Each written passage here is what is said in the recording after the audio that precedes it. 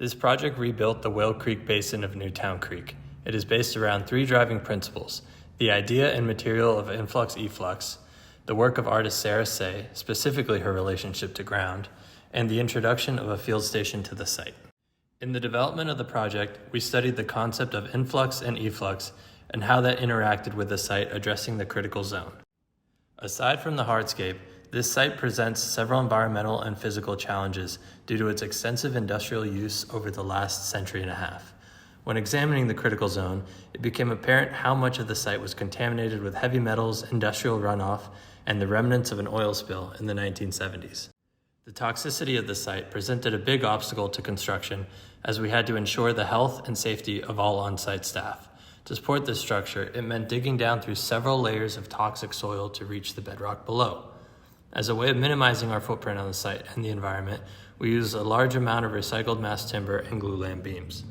In the context of the critical zone, the site consisted of several experiential layers. There are above-ground water treatment tanks, water ponds at grade, an existing nature walk, and finally the below-grade sedimentation and flows of sand.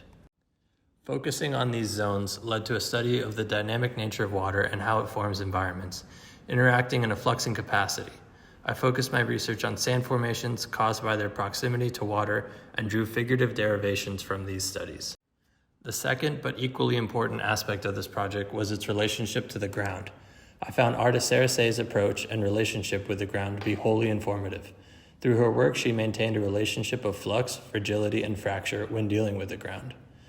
These were three aspects I wanted to tie into the narrative of the project and incorporate in design decisions. She states that the relationship to the ground should not be one of ownership, and I agree. In the words of Stan Allen, landscapes change and evolve, and they too are shaped by force and resistance working over time. The forces of the tidal flow, the CSO, and the hardscape lead to flux, fragility, and fracture. Newtown Creek is an artifact in New York's industrial waterfront, a hardscape inlet serving the churning gears of a city. Over the centuries, its natural form has been transformed by human decree and no longer adheres to the form natural flux gave it hundreds of years ago. Part of this project is to soften the boundary between the urban and the natural, the hardscape and the living edge. By softening that transition and bringing people in, the field station begins to take form. As the third driving principle of the project, the field station represents an opportunity to bring people up close with and interact with the natural boundaries of the physical world.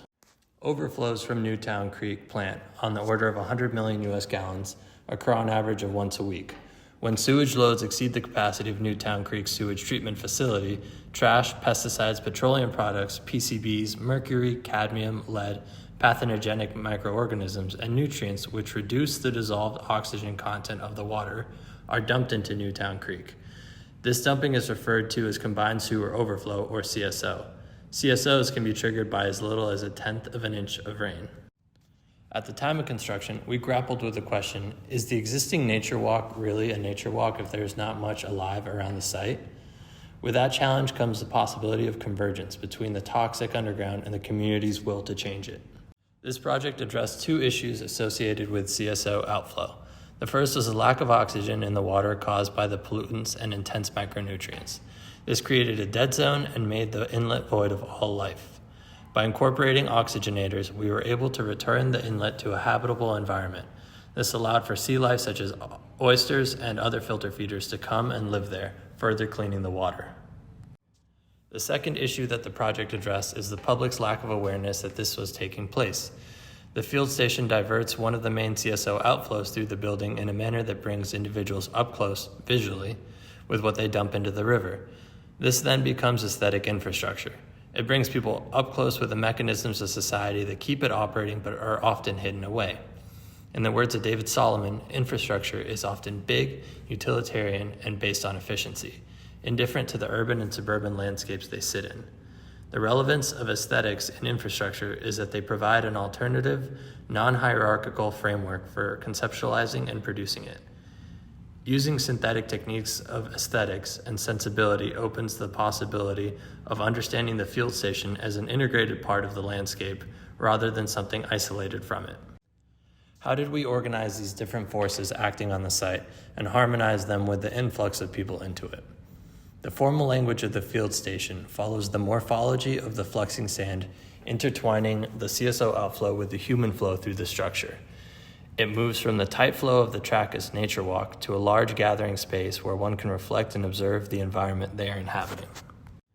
Since the project's completion, toxicity levels in the water at Whale Creek have dropped enough to make it a safely accessible site for pedestrians and wildlife. The awareness it brought to the contamination of CSO outflows in New York started a larger conversation about waste disposal in this large metropolis. We are now several steps further towards reorganizing New York's approach to the waterfront. This project was ultimately possible because people realized that we are a city by the water, but not wholly embracing our access to it. With rising sea levels looming, we as New Yorkers have had to reframe our approach to the waterfront and adapt our relationship with it.